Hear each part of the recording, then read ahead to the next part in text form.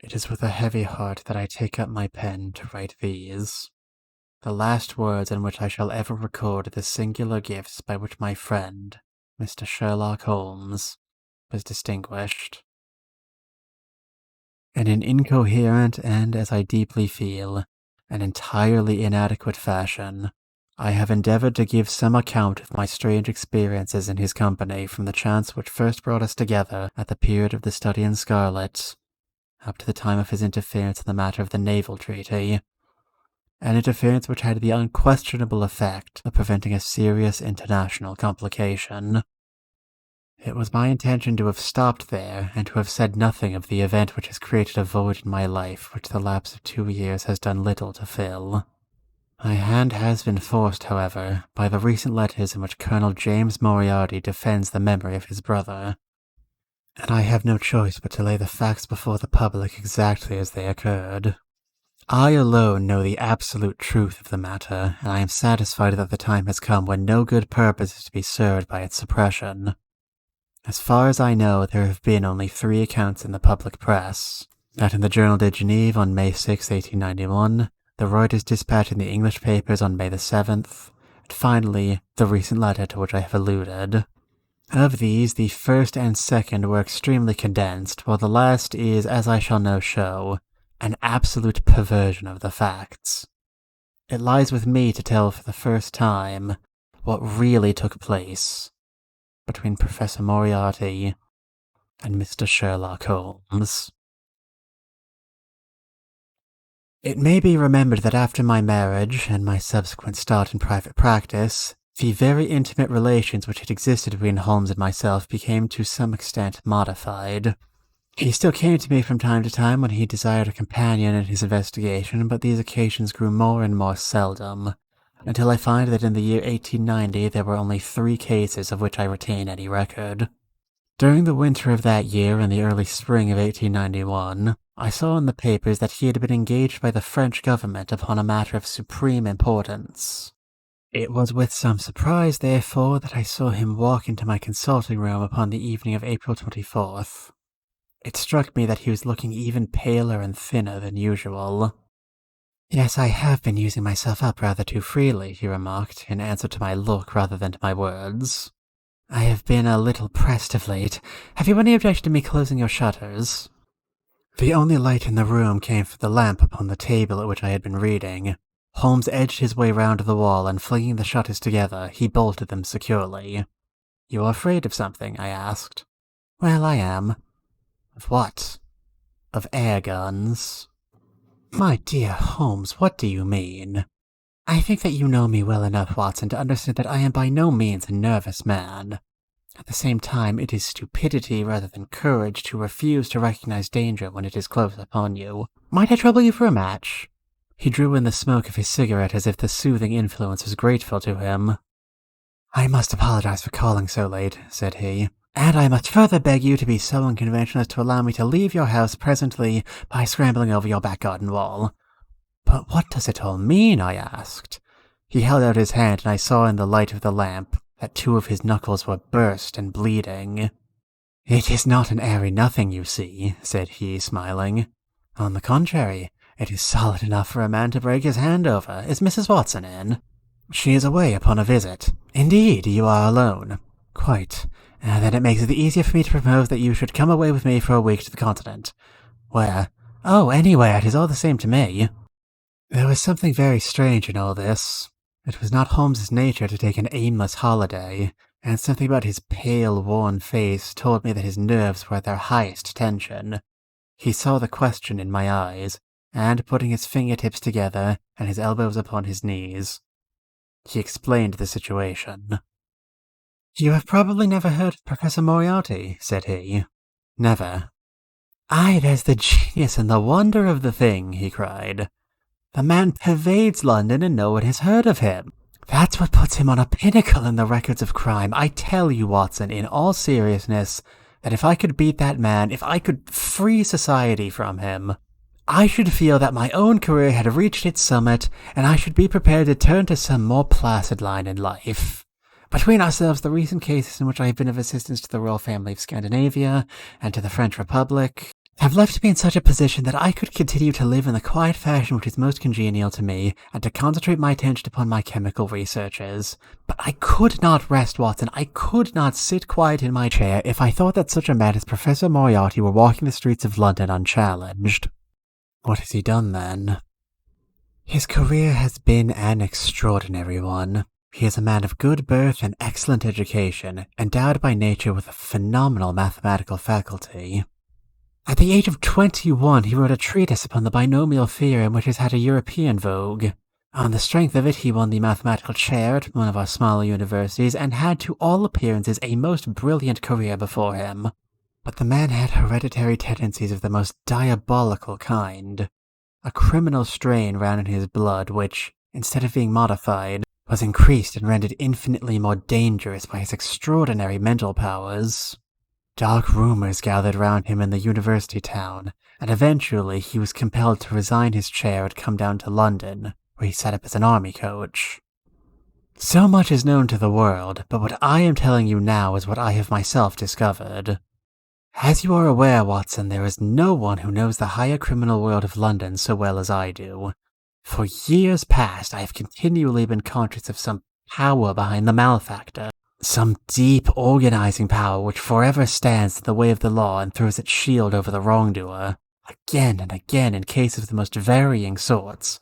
Forgery cases, robberies, murders. I have felt the presence of this force, and I have deduced its actions in many of those undiscovered crimes in which I have not been personally consulted. For years I have endeavored to break through the veil which shrouded it, and at last the time came when I seized my thread and followed it, until it led me, after 1,000 cunning windings, to ex-Professor Moriarty of mathematical celebrity. He is the Napoleon of crime, Watson. He is the organizer of half that is evil and nearly all that is undetected in this great city. He is a genius, a philosopher, an abstract thinker. He has a brain of the first order. He sits motionless like a spider in the center of its web, but that web has 1,000 radiations and he knows well every quiver of each of them. He does little himself. He only plans. But his agents are numerous and splendidly organized. If there is a crime to be done, a paper to be abstracted, we will say, a house to be rifled, a man to be removed, the word is passed to the professor, the matter is organized and carried out. The agent may be caught. In that case, money is to be found for his bail or his defense. But the central power which uses the agent is never caught, never so much as suspected. This was the organization which I deduced, Watson, and which I devoted my whole energy to exposing and breaking up. But the professor was fenced round with safeguards so cunningly devised that, do what I would, it seemed impossible to get evidence which would convict in a court of law. You know my powers, my dear Watson, and yet at the end of 3 months I was forced to confess that I had at last met an antagonist who was my intellectual equal. My horror at his crimes was lost in my admiration at his skill. But at last he made a trip, only a little trip, but it was more than he could afford when I was so close upon him. I had my chance, and starting from that point, I have woven my net round him until now it is all ready to close. In 3 days, that is to say on Monday next, matters will be ripe, and the professor, with all the principal members of his gang, will be in the hands of the police. Then will come the greatest criminal trial of the century, the clearing up of over 40 mysteries, and the rope for all of them. But if we move at all prematurely, you understand, they may slip out of our hands even at the last moment. Now, if I could have done this without the knowledge of Professor Moriarty, all would have been well. But he was too wily for that. He saw every step which I took to draw my toils around him. Again and again he strove to break away, but I as often headed him off. I tell you, my friend, that if a detailed account of that silent contest could be written, it would take its place as the most brilliant bit of thrust and parry work in the history of detection. Never have I risen to such a height, and never have I been so hard-pressed by an opponent. He cut deep, and yet I just undercut him. This morning the last steps were taken, and 3 days only were wanted to complete the business. I was sitting in my room thinking the matter over, when the door opened, and Professor Moriarty stood before me. My nerves are fairly proof, Watson, but I must confess to a start when I saw the very man who had been so much in my thoughts standing there on my threshold. His appearance was quite familiar to me. He is extremely tall and thin, his forehead domes out in a white curve, and his two eyes are deeply sunken in his head. He is clean-shaven, pale and ascetic-looking, retaining something of the professor in his features. His shoulders are rounded from much study, and his face protrudes forward, and is forever slowly oscillating from side to side in a curiously reptilian fashion. He peered at me with great curiosity in his puckered eyes. "You have less frontal development than I should have expected," said he at last. "It is a dangerous habit to finger loaded firearms in the pocket of one's dressing gown." The fact is that upon his entrance I had instantly recognized the extreme personal danger in which I lay. The only conceivable escape for him lay in silencing my tongue. In an instant I had slipped the revolver from the drawer into my pocket and was covering him through the cloth. At his remark I drew the weapon out and lay it cocked upon the table. He still smiled and blinked, but there was something about his eyes which made me very glad that I had it there. "You evidently don't know me," said he. "On the contrary," I answered, "I think it is fairly evident that I do. Pray take a chair. I can spare you 5 minutes if you have anything to say." "All that I have to say has already crossed your mind," said he. "And possibly my answer has crossed yours," I replied. "You stand fast?" "Absolutely."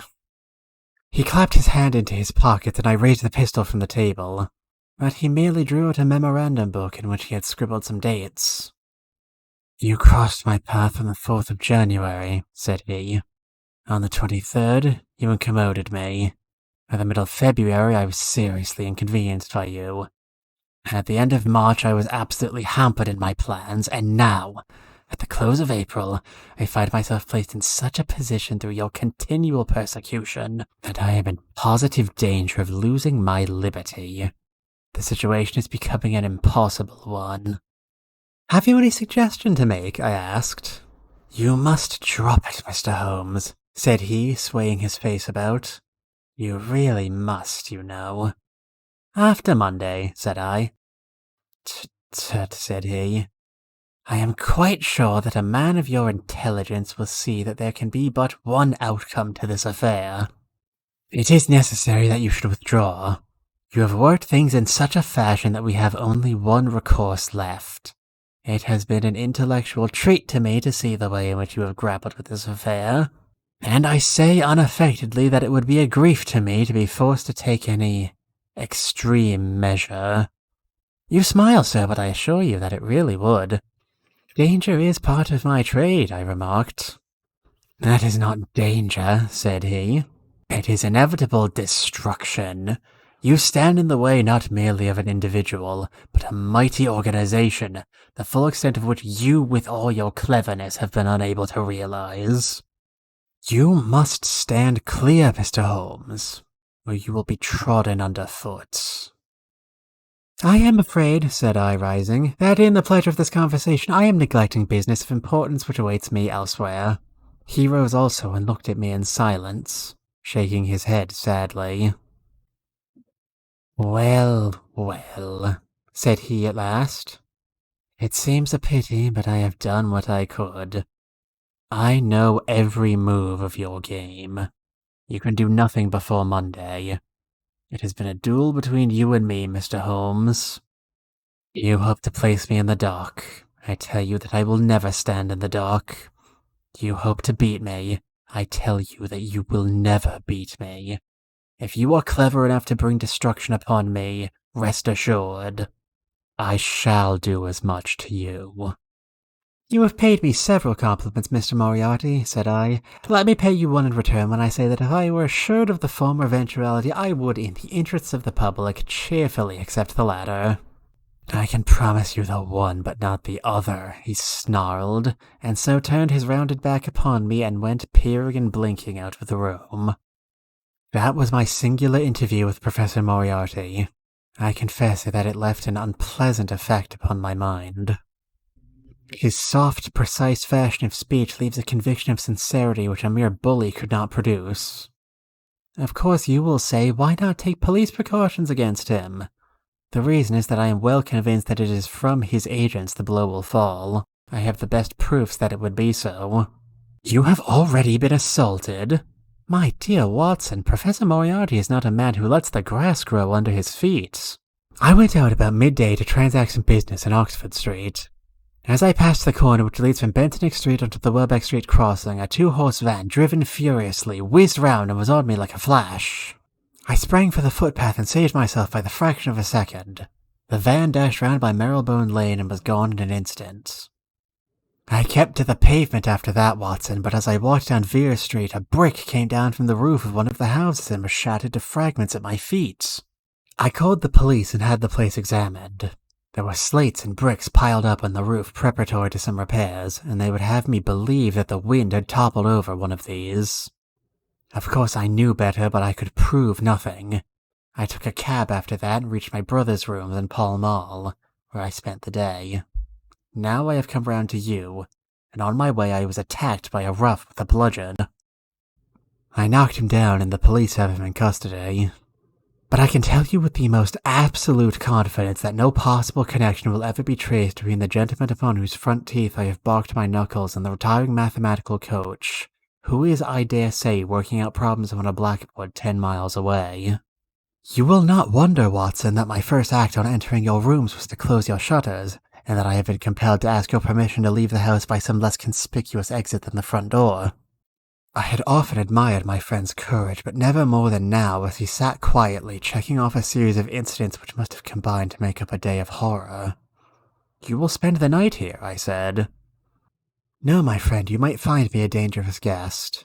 I have my plans laid and all will be well. Matters have gone so far now that they can move without my help as far as the arrest goes, though my presence is necessary for conviction. It is obvious, therefore, that I cannot do better than get away for the next few days which remain before the police are at liberty to act. It would be a great pleasure to me, therefore, if you would come to the continent with me. The practice is quiet, said I, and I have an accommodating neighbour. I should be glad to come. And to start tomorrow morning, if necessary. Oh yes, it is most necessary. These are your instructions, and I beg, my dear Watson, that you will obey them to the letter, for you are now playing a double-handed game but with me and the cleverest rogue and the most powerful syndicate of criminals in Europe. Now listen, you will dispatch whatever luggage you intend to take by a trusty messenger unaddressed to Victoria tonight. In the morning you will send for a hansom, desiring your man to take neither the first nor the second which may present itself. Into this hansom you will jump, and you will drive to the Strand end of the Lowther Arcade, handing the address to the cabman upon a slip of paper with a request that he will not throw it away. Have your fare ready, and the instant that your cab stops, dash through the arcade, timing yourself to reach the other side at 9:15. You will find a small brougham waiting close to the curb, driven by a fellow with a heavy black cloak tipped at the collar with red. Into this you will step, and you will reach Victoria in time for the Continental Express. Where shall I meet you? At the station. The second first-class carriage from the front will be reserved for us. The carriage is our rendezvous, then? Yes. It was in vain that I asked Holmes to remain for the evening. It was evident to me that he thought he might bring trouble to the roof he was under, and that was the motive which impelled him to go. The few hurried words as to our plans for the morrow, he rose and came out with me into the garden, clambering over the wall which leads into Mortimer Street, and immediately whistling for a hansom in which I heard him drive away. In the morning I obeyed Holmes's injunctions to the letter. A hansom was procured with such precaution as would prevent its being one which was placed ready for us, and I drove immediately after breakfast to the Lowther Arcade, through which I hurried at the top of my speed. A brougham was waiting with a very massive driver wrapped in a dark cloak, who, the instant that I had stepped in, whipped up the horse and rattled off to Victoria Station. On my alighting there, he turned to the carriage, and dashed away again without so much as a look in my direction. So far, all had gone admirably. My luggage was waiting for me, and I had no difficulty in finding the carriage which Holmes had indicated, the less so as it was the only one in the train which was marked engaged. My only source of anxiety now was the non-appearance of Holmes. The station clock marked only 7 minutes for the time when we were due to start. In vain, I searched among the groups of travelers and leave-takers for the lithe figure of my friend. There was no sign of him. I spent a few minutes in assisting a venerable Italian priest who was endeavoring to make a porter understand in his broken English that his luggage was to be booked through to Paris. Then, having taken another look around, I returned to my carriage, where I found that the porter, in spite of the ticket, had given me my decrepit Italian friend as a traveling companion. It was useless for me to explain to him that his presence was an intrusion, for my Italian was even more limited than his English, so I shrugged my shoulders resignedly, and continued to look out anxiously for my friend. A chill of fear had come over me as I thought that his absence might mean that some blow had fallen during the night. Already the doors had been shut and the whistle blown when...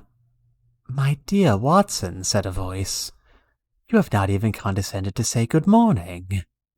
I turned in uncontrollable astonishment.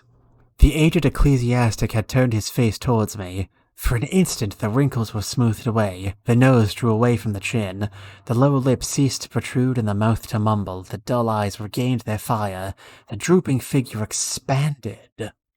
The next the whole frame collapsed again, and Holmes had gone as quickly as he had come. "Good heavens!" I cried. "How you startled me!" "Every precaution is still necessary," he whispered. "I have reason to think that they are hot upon our trail. Ah, there is Moriarty himself." The train had already begun to move as Holmes spoke. Glancing back, I saw a tall man pushing his way furiously through the crowd and waving his hand as if he desired to have the train stopped. It was too late, however, for we were rapidly gaining momentum, and an instant later had shot clear of the station. "With all our precautions, you see that we cut it rather fine," said Holmes, laughing. He rose, and throwing off the black cassock and hat which had formed his disguise, he packed them away in a handbag. "Have you seen the morning paper, Watson? No? You haven't seen about Baker Street, then?" "Baker Street? They set fire to our rooms last night. No great harm was done." "Good heavens, Holmes, this is intolerable." "They must have lost my track completely after the bludgeoning man was arrested. Otherwise they could not have imagined that I had returned to my rooms. They have evidently taken the precaution of watching you, however, and that is what has brought Moriarty to Victoria. You could not have made any slip in coming. I did exactly what you advised." "Did you find your brougham?" "Yes, it was waiting." "Did you recognize your coachman?" "No. It was my brother Mycroft. It is an advantage to get about in such a case without taking a mercenary into your confidence. But we must plan what we are to do about Moriarty now. As this is an express, and as the boat runs a connection with it, I should think we have shaken him off very effectively." "My dear Watson, you evidently did not realize my meaning when I said that this man has been taken as being quite on the same intellectual plane as myself. You do not imagine that if I were the pursuer, I should allow myself to be baffled by so slight an obstacle? Why then should you think so meanly of him?" "What will he do?" "What I should do." "What would you do, then?" "Engage a special." "But it must be late." "By no means. This train stops at Canterbury, and there is always at least a quarter of an hour's delay at the boat. He will catch us there." "One would think that we were the criminals. Let us have him arrested on his arrival." "It would be to ruin the work of 3 months. We should get the big fish, but the smaller would dart right and left out of the net. On Monday we should have them all. No, an arrest is inadmissible." "What then?" "We shall get out at Canterbury." "And then?" "Well, then we must make a cross-country journey to New Haven, and so over to Dieppe. Moriarty will again do what I should do. He will get on to Paris, mark down our luggage, and wait for 2 days at the depot. In the meantime, we shall treat ourselves to a couple of carpet-bags, encourage the manufacturers of the countries through which we travel, and make our way at our leisure to Switzerland, via Luxembourg and Basile." At Canterbury, therefore, we alighted, only to find that we should have to wait an hour before we could get a train to New Haven. I was still looking rather ruefully after the rapidly disappearing luggage van which contained my wardrobe when Holmes pulled my sleeve and pointed up the line. "Already, you see," said he. Far away from among the Kentish woods there rose a thin spray of smoke. A minute later a carriage and engine could be seen flying along the open curve which leads to the station. We had hardly time to take our place behind a pile of luggage when it passed with a rattle and a roar, beating a blast of hot air into our faces. "There he goes," said Holmes as we watched the carriage swing and rock over the points. "There are limits, you see, to our friend's intelligence. It would have been a coup de might if he had deduced what I would deduce and acted accordingly. And what would he have done had he overtaken us? There cannot be the least doubt that he would have made a murderous attack upon me. It is, however, a game at which two may play. The question now is whether we should take a premature lunch here or ruin our chance of starving before we reach the buffet at New Haven." We made our way to Brussels that night and spent 2 days there, moving on upon the third day as far as Strasbourg. On the Monday morning, Holmes had telegraphed to the London police, and in the evening we found a reply waiting for us at our hotel. Holmes tore it open, and then with a bitter curse hurled it into the grate. "I might have known it," he groaned. "He has escaped." "Moriarty?" "They have secured the whole gang with the exception of him. He has given them the slip." "Of course, when I had left the country, there was no one to cope with him, but I did think that I had put the game in their hands. I think that you had better return to England, Watson." "Why?" "Because you will find me a dangerous companion now. The man's occupation is gone. He is lost if he returns to London. If I read his character right, he will devote his whole energies to revenging himself upon me. He said as much in our short interview, and I fancy that he meant it. I should certainly recommend you to return to your practice." It was hardly an appeal to be successful with one who was an old campaigner as well as an old friend. We sat at the Strasbourg salle à manger, arguing the question for half an hour. At the same night, we had resumed our journey and were well on our way to Geneva.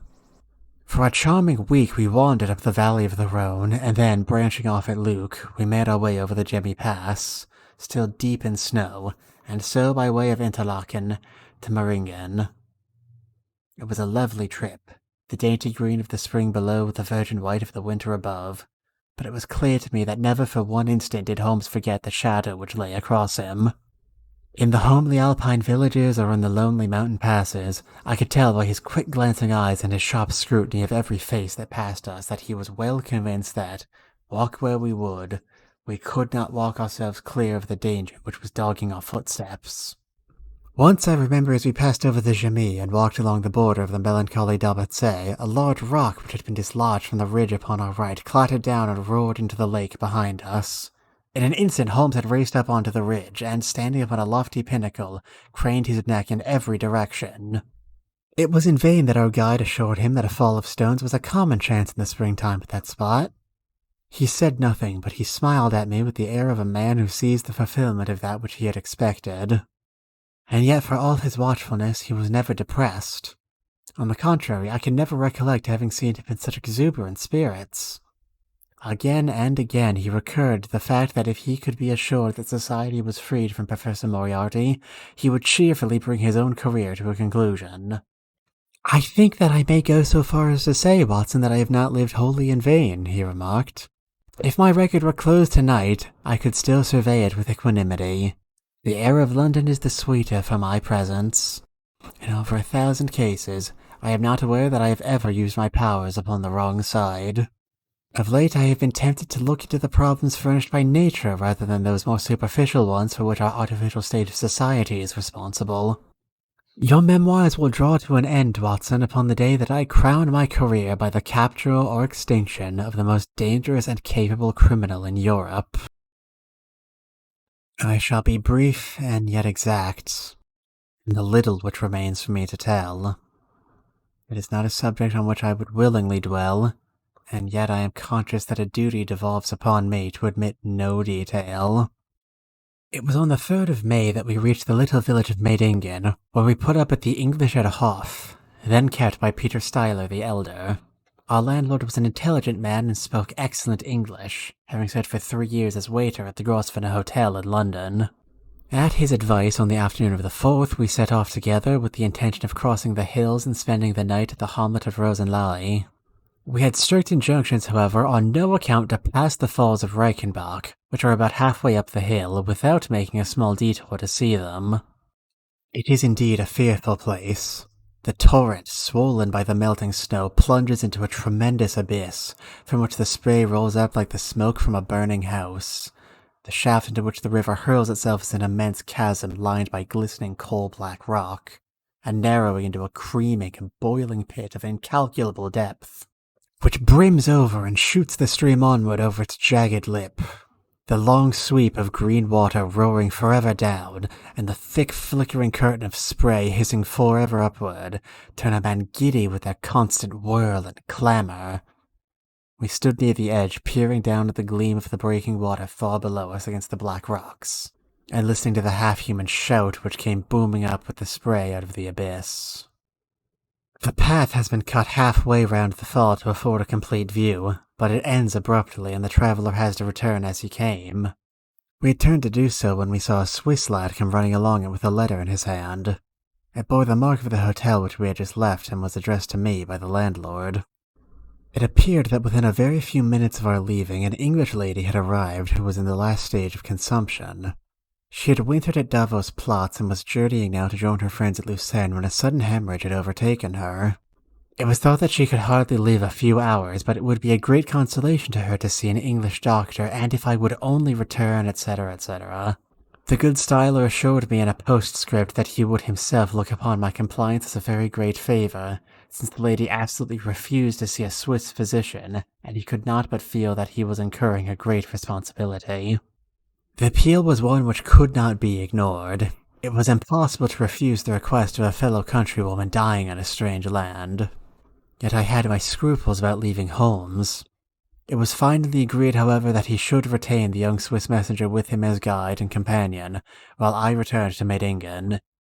My friend would stay some little time at the fall, he said, and would then walk slowly over the hill to Rosenlaui, where I would rejoin him in the evening. As I turned away, I saw Holmes with his back against a rock and his arms folded, gazing down at the rush of the waters.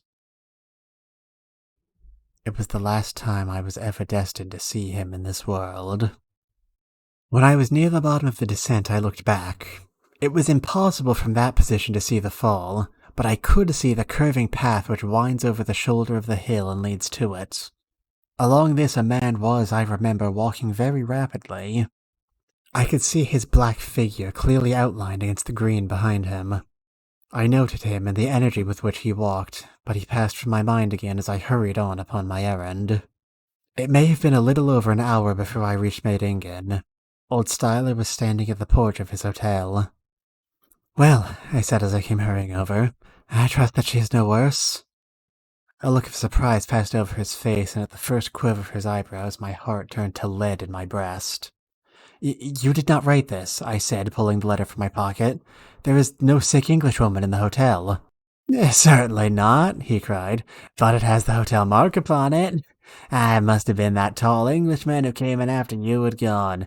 He said—" But I waited for none of the landlord's explanations. In a tingle of fear, I was already running down the village street and making for the path by which I had so lately descended. It had taken me an hour to come down. For all my efforts, 2 more had passed before I found myself at the fall of Reichenbach once more. There was Holmes's alpine stock still leaning against the rock by which I had left him. But there was no sign of him, and it was in vain that I shouted. My only answer was my own voice reverberating in a rolling echo from the cliffs around me. It was the sight of that alpine stock which turned me cold and sick. He had not gone to Rosenlaui then. He had remained on that 3-foot path, with sheer wall on one side and sheer drop on the other, until his enemy had overtaken him. The young Swiss had gone too. He had probably been in the pay of Moriarty and left the 2 men together. And then what had happened? Who was to tell us what had happened then?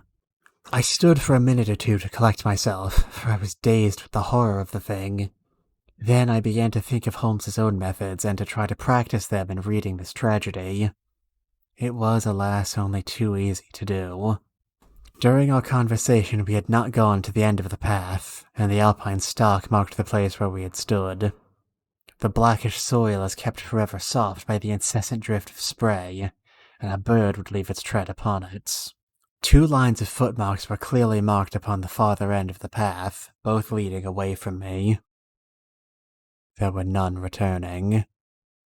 A few yards from the end of the soil was all ploughed up into a patch of mud, and the branches and ferns which fringed the chasm were torn and bedraggled.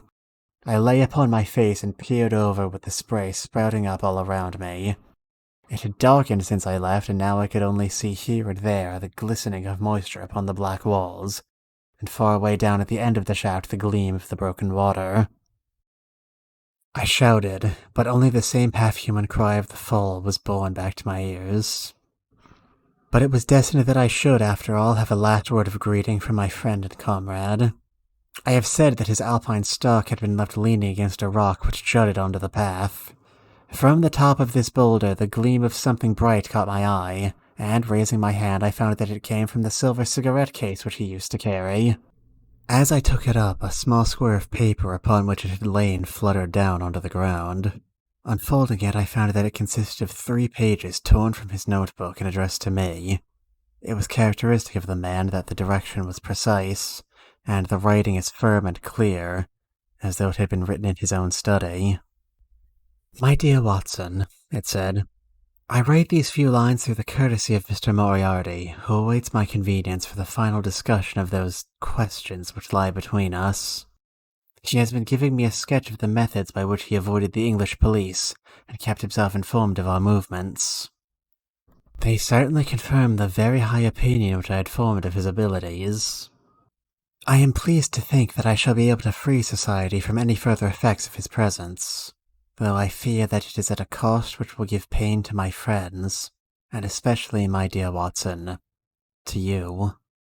I have already explained to you, however, that my career had in any case reached its crisis, and that no possible conclusion to it could be more congenial to me than this. Indeed, if I may make a full confession to you, I was quite convinced that the letter from Nottingham was a hoax, and I allowed you to depart on that errand under the persuasion that some development of this sort would follow. Tell Inspector Patterson that the papers that he needs to convict the gang are in Pigeonhole M, done up in a blue envelope and inscribed Moriarty. I made every disposition of my property before leaving England and handed it to my brother Mycroft. Pray give my greetings to Mrs. Watson, and believe me to be, my dear fellow, very sincerely yours, Sherlock Holmes." A few words may suffice to tell the little that remains. An examination by experts leaves little doubt that a personal contest between the 2 men ended, as it could hardly fail to end in such a situation, in their reeling over, locked in each other's arms. Any attempt at recovering the bodies was absolutely hopeless, and there, deep down in that dreadful cauldron of swirling water and seething foam, will lie for all time the most dangerous criminal and the foremost champion of the law of their generation. The Swiss youth was never found again, and there can be no doubt that he was one of the numerous agents whom Moriarty kept in his employ. As to the gang, they will be within the memory of the public how completely the evidence which Holmes had accumulated exposed the organization, and how heavily the hand of the dead man weighed upon them. Of their terrible chief, few details came out during the proceedings, and if I have now been compelled to make a clear statement of his career, it is due to those injudicious champions who have endeavored to clear his memory, by attacks upon him whom I shall ever regard as the best and the wisest man whom I have ever known.